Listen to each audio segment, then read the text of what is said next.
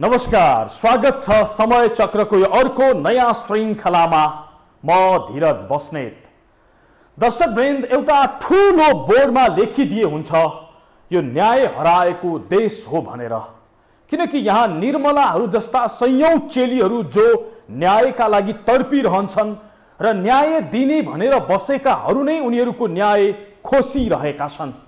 बुवासाहरूको रजगज चलेको यो राज्यमा पाइला पाइलामा पीडितले थप पीडा झेलिरहनु परेको छ। मरेर गएकी निर्मलाले त न्याय पाइनन् नै, यहाँ जीवित निर्मलाहरू पनि यही नियतिबाट गुज्रिरहेका छन्। बलात्कार जस्तो संवेदनशील घटनामा यहाँ अदालत नै मुद्दा धकेलिरहन्छ, न्यायाधीश नै पीडितको घाउमा नुनचुक छरे जसरी झुलाइरहन्छन्, अल्झाइरहन्छन्। बेलामा फैसला त दिँदैनन् नै, पीडितले आत्महत्या गर्ने सम्मको अवस्थामा पुर्याउँछन्।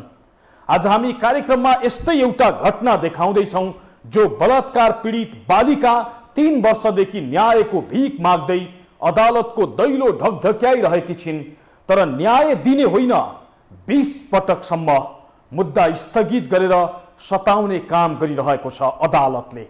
हेर्नुहोस्, पीडितलाई अदालतले कति झुलाउने, सताउने र गलाउने गरिरहेको छ यो रिपोर्टमा।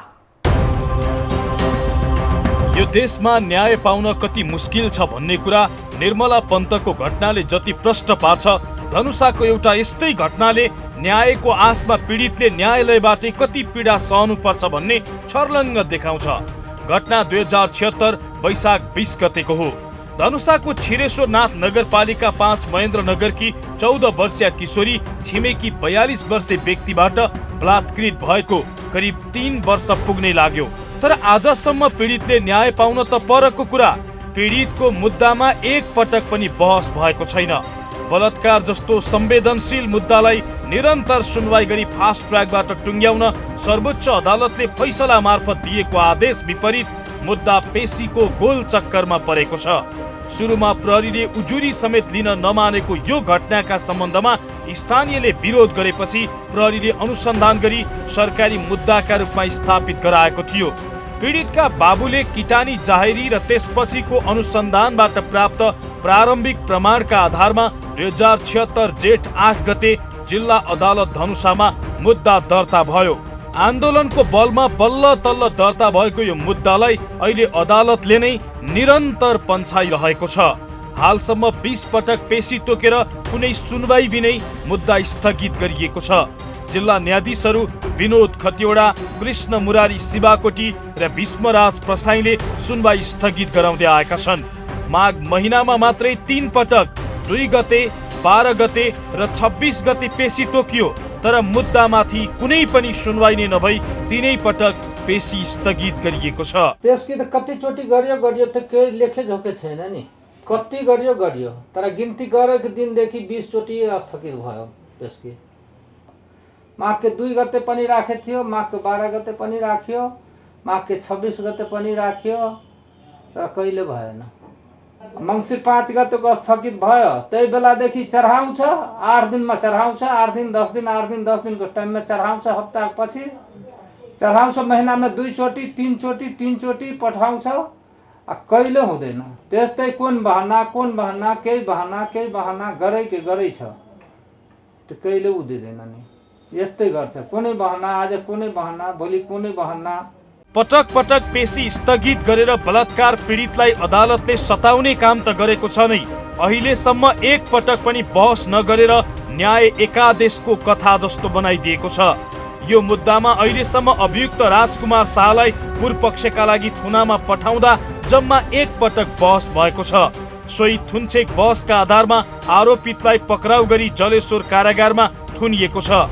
त्यसबाहेक अहिलेसम्म 1 पटक पनि बहस हुन नसकेको पीडितको गुनासो छ। पीडितका बुवा भन्छन्, हामीलाई गलाउने, झुलाउने र अन्तिममा मुद्दा त्यसै छाडिदिने अवस्थामा पुर्याउन यहाँ सबै उद्धत भइरहेका छन्। हामी गरिबको लागि न्याय छ त्यो छैन, जो छ सबै पैसावालाको लागि हो, धनीको लागि हो, हामीहरूको लागि छैन। त म भनिरहेछु नि, त्यही धनुषा अदालतमा कि पैसा में बिकेको हो त्यहाँको न्यायालय, कि कसै पैसाको न्यू में बिक्यो हो, कि कोही नेताको भरको डरको धम्कीले मेरो घुमाइरहेछ, गलाइरहेछ, थकाइरहेछ, छोडिदेऊ, यो नलडोस्, त्यही फिराकमा लागिरहेछ, मलाई त्यही तरिकामा ऊ लगाइरहेछ, गलाइरहेछ। त्योभन्दा अरू बरु के भन्नु।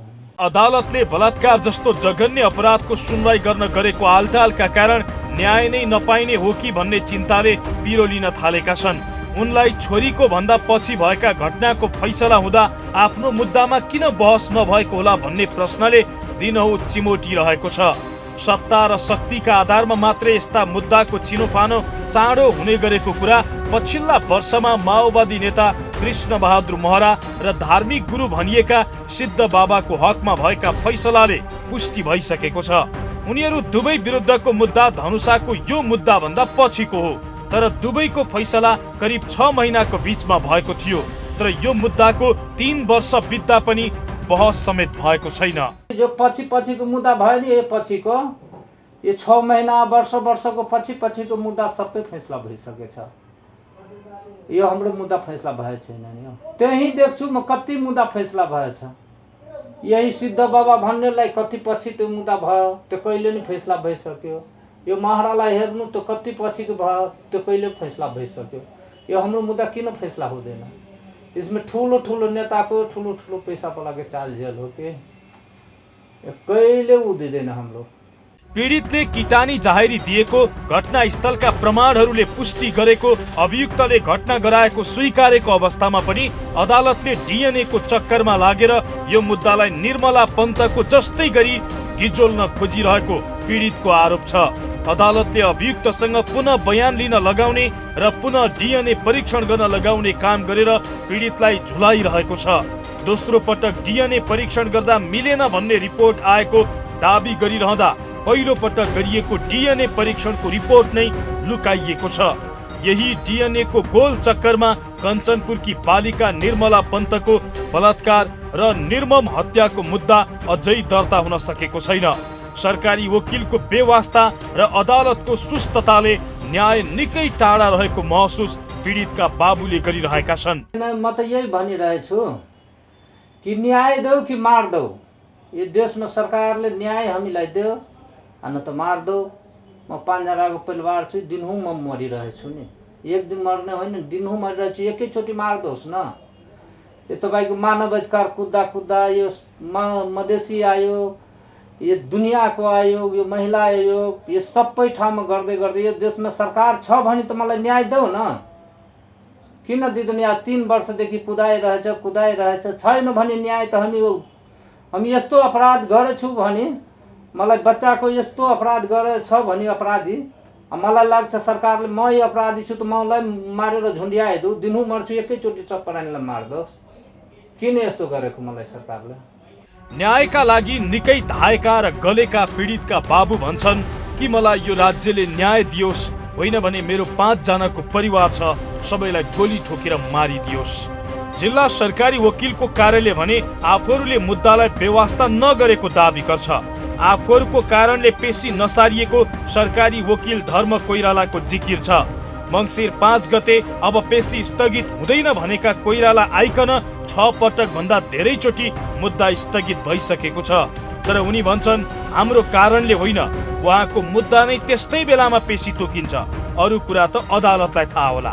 करिब 3 वर्षदेखि छोरीको न्यायका लागि दौडिरहेका बाबुले कानुनी उल्झनमा 5 लाख रुपियाँ भन्दा बढी ऋण खर्च गरिसकेका छन्। तर अझै उनको मुद्दामाथि कहिले फैसला हुने हो त्यसको कुनै टुङ्गो छैन। कहिले छोरीले न्याय पाउने हो त्यसको कुनै अत्तो पत्तो छैन। बलात्कार जस्तो संवेदनशील मुद्दामा जिल्ला अदालत धनुषाले जुन खालको भूमिका खेलेको छ त्यसमाथि प्रश्नै प्रश्न उठेका छन्। के यो घटनालाई पनि निर्मला पन्तको जस्तै गरी डीएनए को गोल चक्करमा फसाएर अदालतले आरोपीलाई उन्मुक्ति दिन खोजेको हो? कृष्ण बहादुर महरा, सिद्ध बाबा जस्ताको मुद्दामाथि 6 महिनाभित्र फैसला गर्ने अदालतले यो मुद्दा किन 3 वर्षदेखि झुलाइरहेको छ? यो प्रश्नले हाम्रा न्यायाधीशहरूको कार्य सम्पादन माथि मात्रै होइन, अदालतको प्रणाली माथि नै प्रश्न उब्जाएको छ। धनुषाको यो घटना कसरी भयो, घटनापछि के भयो त देखाउने छौं, तर एकैछिनको ब्रेक पछि।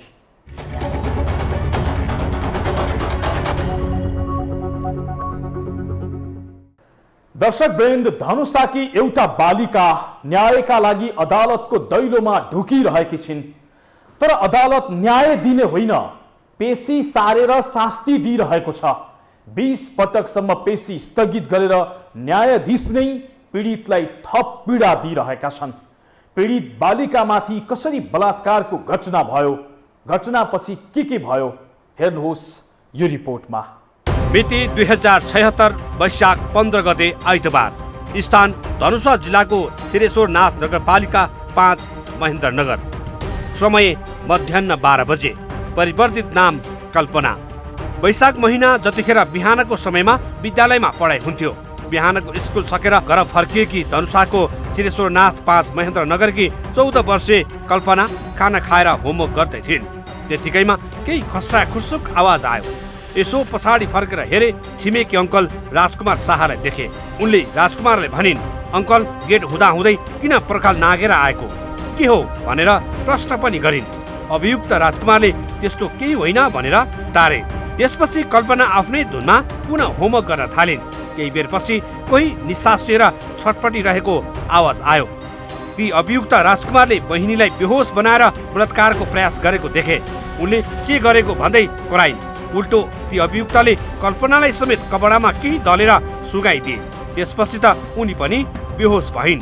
त्यसपछि उनले नजिकैको कोठामा लगेर कल्पनामाथि बलात्कार गरेर फरार भए। घटनाबारे पीडित कल्पनाले यसरी सुनाइन्। यो घटना 2076 साल वैशाख 15 गते भएको थियो। 12 बजेको दिनमा हामी दुईजना स्कुलबाट आएर खाना खाएर परिरहेको थियो घरमा। अनि मम्मी चाहिँ घारामा गएर घाँस काटेर आउँछु भनेर जानुभएको थियो। अनि त्यतिखेर त्यो पछाडिबाट कोही मान्छे आएको जस्तो लाग्यो। अनि बहिनीलाई हेर्न लागेको को छ भनेर। अनि त्यहाँ हेर्दाखेरि घरको पछाडि एकजना छिमेकी अङ्कल हुनुहुन्थ्यो। अनि बहिनीले यस्तो यस्तो भन्यो, अङ्कल छ उताको हाम्रो घर पछाडिको। अनि मैले बाहिर गएर सोधा कि तपाईँ यता किन आउनुभयो, मेन ढोकाबाट आउनु पर्थ्यो नि, त्यो देवाल किन त्यो गरेर आउनु भएको, नागेर आउनु भएको भनेको। राति हावाहुरी आएको थियो, पानी परेको थियो, घरको छाना बिग्रिएछ कि के भएको छ खपरा, त्यो मिलाउन आएको, हेर्न आएको भन्यो। अनि त्यति भनेपछि म पानी लिन गएँ। अनि पानी लिएर आउँदा बहिनीको मुख थुनेर बहिनीको पुरा आँखाहरू पुरा रातो भएको थियो।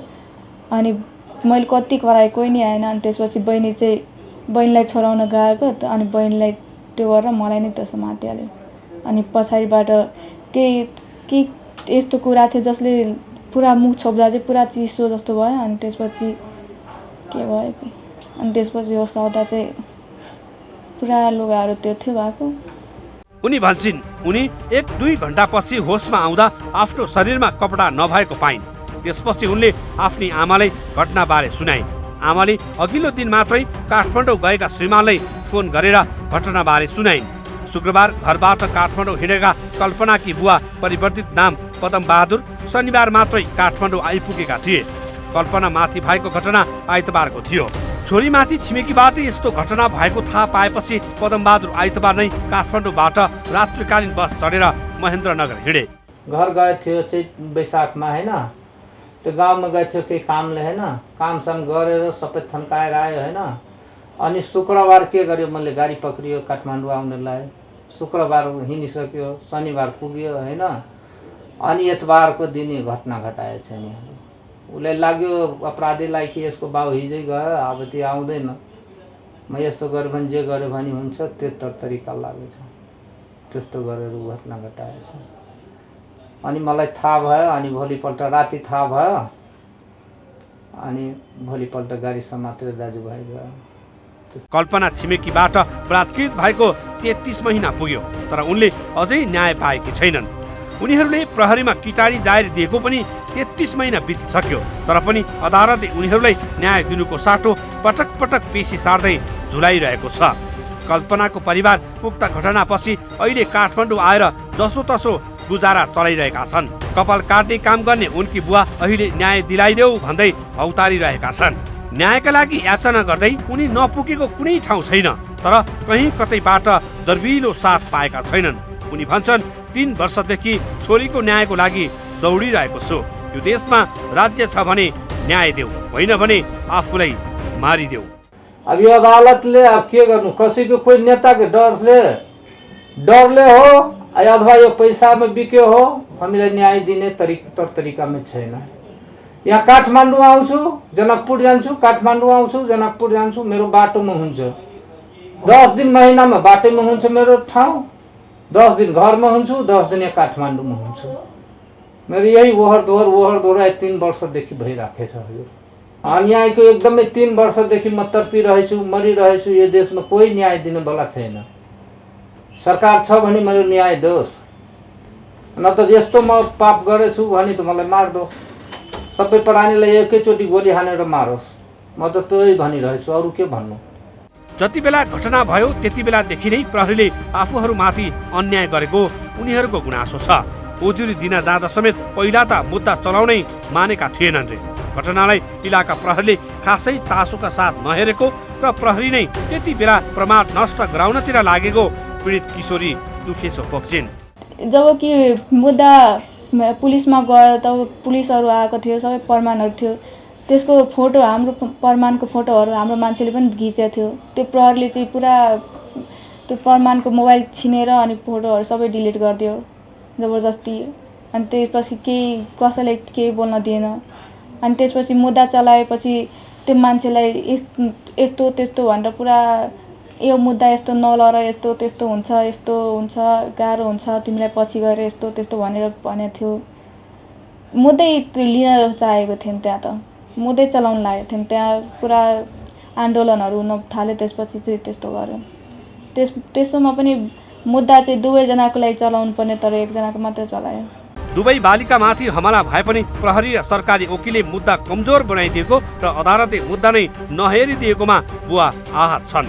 दुई नाबालिका मध्ये 14 वर्षको हकमा जबरजस्तीकरणीको मुद्दा दर्ता भए पनि 12 वर्षीय छोरीको हकमा कुनै प्रकारको मुद्दा दर्ता नगराइएको र प्रतिवादीको ज्यान मार्ने उद्योगको नियतमाथि सरकारी वकिलले मुद्दा किन चलाएनन् भन्ने पनि अभिभावकले बुझेका छैनन्। स्वयं पीडित किशोरी भन्छन् यो मुद्दामा प्रहरी र सरकारी वकिलले नै बदमासी गरेका छन्। अब यति सबै कुरा मिल्दा पनि यस्तो गरिरहेछ, ढिला सुस्ती आज भोलि गर्दैछ। अब खै के गर्छ सरकारले, अब त्यो सब थाहा भएन। न्याय दिलाउँछु भन्ने मात्र आशा मात्र दिन्छ। 1 वर्षदेखि केही पेसी नै भएको छैन, केही कुरै गर्दैन। हाम्रो मान्छे गएपछि स्थगित गरिदिन्छ, गएन भने त्यही दिन पेसी राखिदिन्छ, त्यही दिन बहस त्यो गर्छ, त्यो दिन चाहिँ स्थगित हुँदैन। हाम्रो मान्छे गएपछि स्थगित हुन्छ। सबै योजनाबद्ध तरिकाले तिमीहरूलाई दुःख दिनकै लागि यस्तो गरे जस्तो लाग्छ? त्यस्तो योजनाबद्ध रूपमा त गरे हो नि। जब हाम्रो मान्छे जान्छ त्यहाँ मुद्दामा अनि हुँदैन, स्थगित भइहाल्छ। नजाँदा चाहिँ त्यही मुद्दा हुने, त्यही दिन हुने, स्थगितै हुँदैन। अनि हाम्रो तर्फबाट स्थगित गरिदिन भनेपछि 1-2 पल्ट भनेपछि स्थगित गर्न मान्दैन। अनि त्योहरूले एकपल्ट भनेपछि स्थगित गरिदिन्छ। बलात्कार जस्तो गम्भीर जघन्य अपराधमा समेत न्याय दिन भन्दै बसेका राज्यका निकायहरू यतिसम्मको निकम्मा हुनु र देखिनु पीडित परिवारले भने जस्तै साँच्चै यो देशमा कानुनी राज्य नभएकै हो कि सोझा साझा गरिब जनता यसै गरी न्यायको लागि भौतारिनु पर्ने हो अनि अपराधीहरूले सधैँ यसरी उन्मुक्ति पाइरहने हो? यो देशमा सोझा सिधा गरिब नागरिकलाई न्याय पाउने कुनै अधिकार छैन? कानुन व्यवसायीले आन्दोलनका क्रममा भने जस्तै कि यहाँ न्याय किनबेच भइरहेकै हो? स्वाभाविक प्रश्न उब्जिन्छ। किनकि एउटा बलात्कार पीडित बालिका 3 वर्षदेखि न्यायको भीख मागिरहेकी छिन्, तर न्याय मूर्तिबाटै त्यसलाई कुल्चिने काम भइरहेको छ। निर्मला र धनुषाका घटना जस्तै यो देशमा हरेक दिन 7 जना महिला तथा बालिका बलात्कृत हुने गरेका छन्, तर न्याय दिनमा 1 जनाले पनि मुस्किलले पाउँदैनन्। बाँकी प्रसङ्ग जोड्नेछौँ तर एकैछिनको ब्रेकपछि।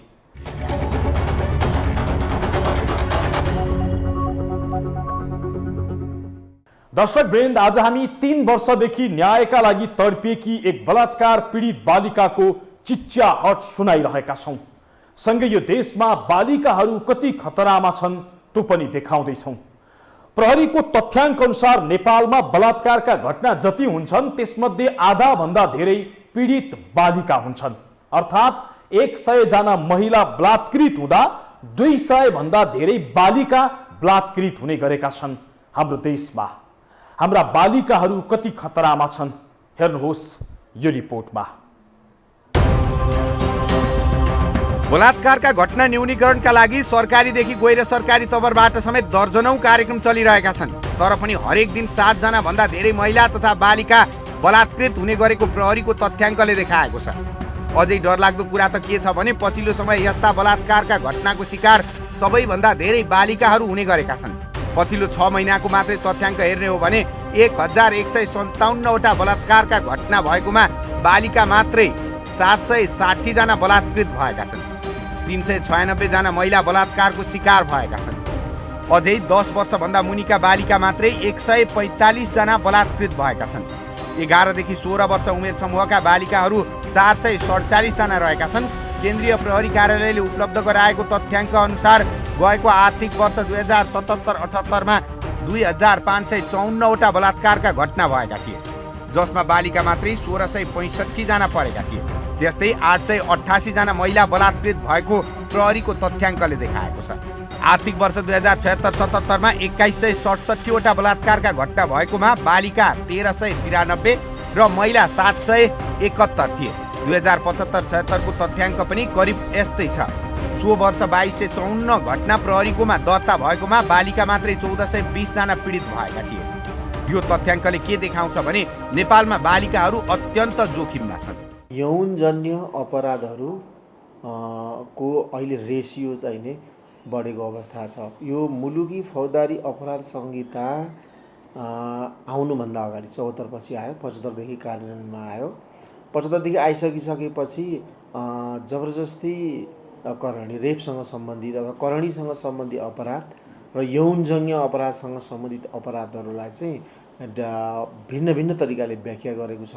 त्यसकारणले गर्दाखेरि अब यौनजन्य अपराधहरूको उजुरीहरू प्रहरीमा अब अहिले आउने गर्छ। अब त्यसको चाहिँ अब डायग्नोसिस गर्ने, अनुसन्धान गर्ने, त्यसलाई कानुनको दायरामा ल्याउने कामहरू त भइरहेकै छ। प्रदेशगत हिसाबमा प्रहरीको तथ्याङ्क अनुसार सबैभन्दा धेरै बलात्कारका घटना प्रदेश नम्बर 1 मा हुने गरेको पाइएको छ। पछिल्लो 6 महिनाको मात्रै तथ्याङ्क हेर्ने हो भने 1157 वटा उजुरी परेकोमा प्रदेश 1 को मात्रै 233 वटा बलात्कारका घटना भएका छन्। त्यसपछि गण्डकी, उपत्यका र प्रदेश 2 मा बलात्कारका घटना धेरै भएको पाइएको छ। अहिले यो 11 महिनामा अब प्रदेश 2 मा 195 वटा मुद्दा दर्ता भएको अवस्था छ। विगत आर्थिक वर्षमा 256 वटा मुद्दा हुन त अझै बाँकी छ।